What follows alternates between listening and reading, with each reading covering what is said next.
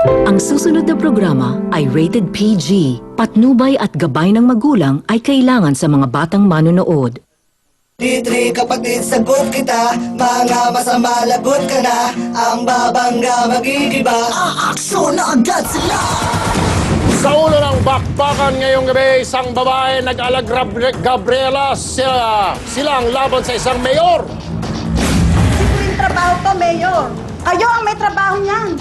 Dapat gawin niyo trabaho niyo. Sobra na kayo. Tapos iipitin niyo pa ako? Mga vendor sa palengke, nagrally at nagkagulo kung bakit abangan. Ipetro niyo kasi. Hindi tayo humingi. Sige na. Sige na, te. Alam lang. At saka yung ano eh. Ipetro niyo yan. Tapos saka niya ano kuya. Sige, wag mo iskandalo, te. Wag mo iskandalo. Isang pamilya nagsiga-siga at inangkin ng halos buong barangay para lang sa negosyo nila. May mga bata ron. Kaso nung una, hindi na rin imbis na yung open space na playground, mapakinabangan ng mga bata. Hindi na magamit ng mga bata para malaruan dahil nga ron sa mga taxi.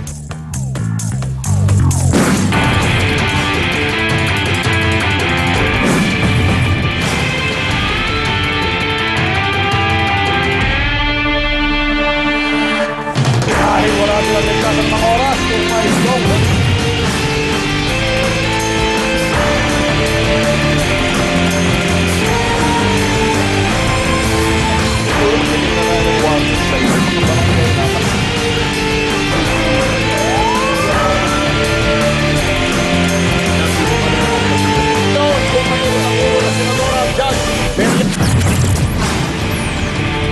Magandang hapon mga kapatid. Ash Wednesday na, panahon na ng penitensya at pangingiling sa ating mga mali.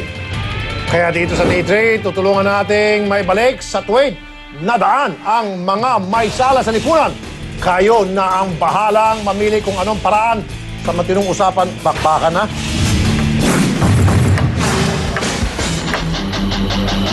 May mga taong sadyang magulang pero sa isang palengke sa Caloocan, hayop sa tindi ang kalakalan gamit ang mga madadayang timbangan. Kaya mga kawatan, pinulabog ng resback. Lugi man kayo, oo. Tumutubo kayo. Sige na, te. Alam lang. At saka yung ano eh. Ipetro niyo yan. Tapos saka niya ano kuya. Sige, wag mo iskandalo, te. Wag mo iskandalo. Aktwal na operasyon na ito na nakuna ng T3 sa palengke ng Bagong Silang Caloocan. Palamat na kasendayan sa timbangan dito. Kalahating kilo tapos kulang ng isang guhit. Matagal na. Ako laging bumibili dyan. Simula nung 2001 hanggang ngayon. Yung timbangan sa mesa nakuha. Hindi nyo nakukuha yung nasa ilalim. Dami kami. Mas maganda yan. Bumalik kayo. 2-3 beses. Marami kayong makukuha. Para tuldukan na ang pandarambong na ito sa mga mamimili, gumawa na ng aksyon ang T3. 1 kilong isda, manok at kalahating kilong baboy ang binili namin sa ilang tindera. Pero, nang ipatimbang namin sa ibang timbangan, kulang! 3 hanggang 5 kulit pa naman ang diferensya. Kaya, mabilis na pinakilos namin ang Market Administration Office o MAO. Pagdating sa lugar, nagpulasan ng mga tindera at tindero. Ang ilan, nakipag-agawan pa ng timbangan sa mga opisyal ng MAO. Isa-isang sinuri ng mga opisyal ang timbangan at buko ang mga may daya. Pati ang nakatakbo sa ilalim ng lamesa, huli! Agad itong kinumpiska at dinala sa barangay hall ng Bagong Silang. Ang pandarayang ito pala ay nauso noong pang 2001. Ang dahilan, palpak ang mga opisyal ng sangguniang panglungsod. Isinulong ng ilang opisyal ng barangay ang isang resolusyon tungkol sa tamang parusa sa mga tindera at tinderong mandaraya. Ang kaso, kinansila ito ng ilang opisyal ng sangguniang panglungsod. Wala sa tama yung timbangan nila. Kaya ito po ay ating kinumpiska at ngayon po ay dadali natin sa barangay hall muna. Kaya ang ganitong kalakaran, paulit-ulit na lang. Itong kalakaran talaga, Tolerwin. Time immemorial, palagi na lang to. Wala nang katapusan. Nakawawa mga mamimili. Mamimili. Kasi meron mga palengke o may mga syudad na kung saan meron silang ordinansa, pinaparusahan. Oh. Yung mga mandarayang mga vendor. Oh. Kaya hindi na umuulit. Oh. Pero sa Caloocan, ang ginawa, tinabla yung parusa. Oh? Oo. Dati kasi may ordinansa sila, pinaparusahan yung mga mandarambong na tendero, tendera sa timbangan. Ang ginawa kasi nung sanggunian, huwag natin parusahan, hayaan mo na sila mandayan dyan, okay lang. May mga loko-loko, ano? Sige. Kulang. Para linawin ang issue ito, kausapin natin si Mayor or Vice Mayor Edgar Erice. Vice Mayor, magandang gabi po, Vice. Magandang gabi po, Erwin, Rafi. Good evening sa inyo. Vice Mayor, nakita niyo naman po siguro yung video. Kung hindi kayo nanonood, meron po kaming video na kung nagkaroon po kami ng operation sa isang palengke dyan sa Caloocan. At ang dami po namin nahuli mga timbangan na mandraya. At dati ho pala, sir, meron kayong dyan sa Sanggunian, ordinansa na pinaparusahan po yung mga nahulian, ano po, ng mga maling timbangan. Pero ang ginawa niyo po ata the last time, inalis niyo na po yung parusang yon. Bakit ho, sir?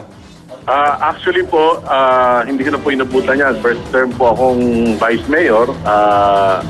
Wala pa po akong 2 years na Vice Mayor. Yung pong ordinansa na naipasa at inamendahan po, hindi ko po inabutan ng panunungkulan bilang Vice Mayor.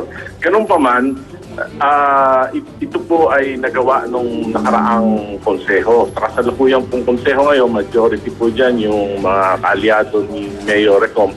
Sa kasalukuyan, wala pa pong nagpapile ng ordinansa para muling buhayin yung pagpaparusa niyan. At hindi naman po yan pwedeng manggaling sa aking tanggapan. Sir, Ganun pa man, meron pong kagawad. Nasa na ba yung research natin? Meron pong kagawad na nag-file. In fact, gusto niya natin makipag-usap. Kaya lang, hindi namin siya makontak. Opo. Andyan? Okay, sandali naman po, no? Para bigyan, para naman linawin kung talagang totoo yung sinasabi ni Vice Mayor na wala raw nagpa-file na kagawad. Sa kabilang linya, si kagawad Jose Abaca. Na konsehal. Konsehal. Wala po nagpapile po na konsehal. Kailangan konsehal, hindi kagawad. Teka muna, konsehal ba ito?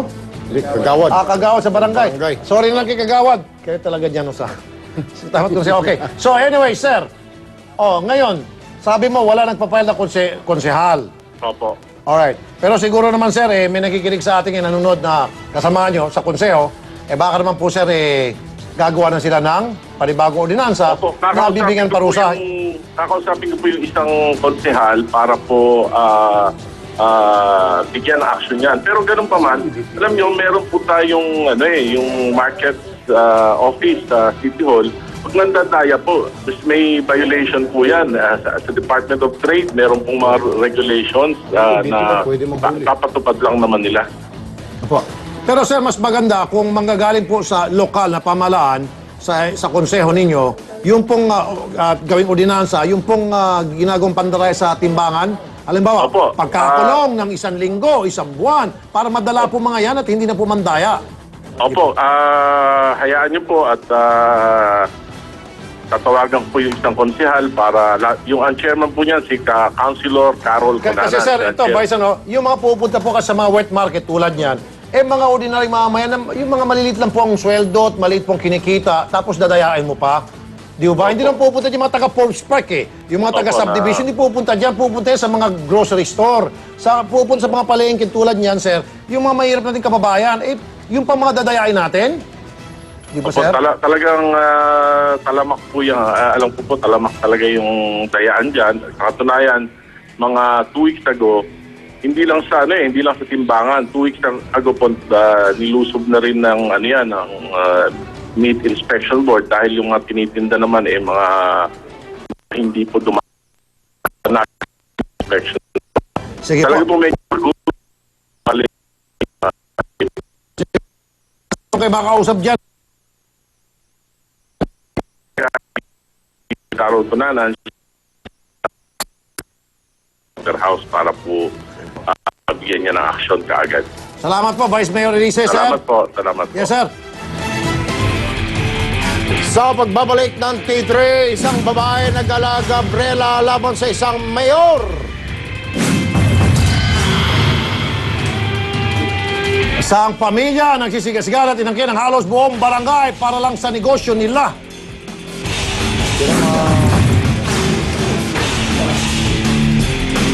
Saluduhan man natin ang pulis na nagpakabayani sa tungkulin sa bahay at tahanan.